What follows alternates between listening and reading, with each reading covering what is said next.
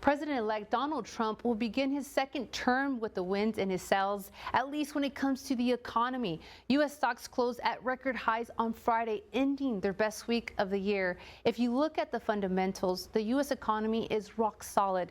But that's not how many voters saw it, and they blame President Joe Biden and extension Vice President Kamala Harris.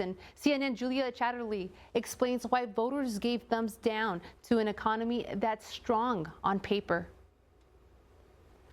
The election result this week putting the economy and American voters' financial well-being front and center at the Federal Reserve meeting this week.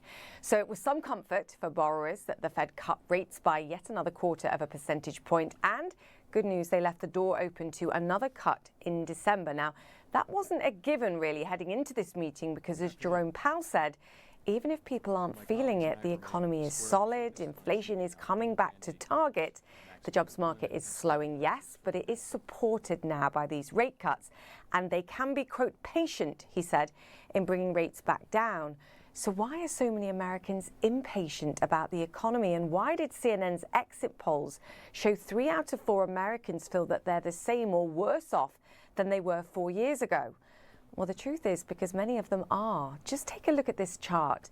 It shows wages for people in manufacturing or not supervisory jobs.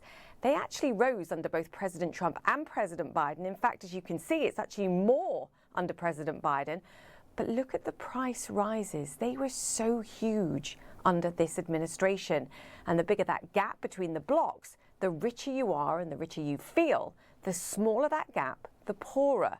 And as Jerome Powell said, feeling richer again is going to take time, years. It takes some years of real wage gains for people to feel better. And that's what we're trying to create. And I think we're well on the road to creating that.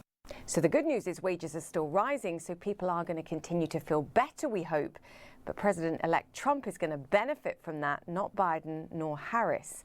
Now, assuming, of course, that policies like mass immigration limits, blanket tariffs don't end up forcing prices higher again, and then the Federal Reserve is forced to slow down their rate cuts as a result. Now, Jerome Powell refused to talk about politics. He refused to talk about future policies.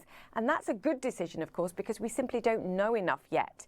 But what we do know is he's staying in the chair, and he made that very clear when he was asked this week. Some of the president-elect's advisors have suggested that you should resign. If he asked you to leave, would you go? No. Can you follow up on, do you think that legally you're not required to leave? No. Yep, that was a mic drop.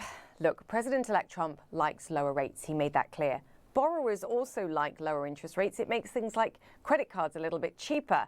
And the Fed is trying to cut rates until perhaps next government's policies forces them to do otherwise. It's going to be an interesting year. Julia Chatterley in New York.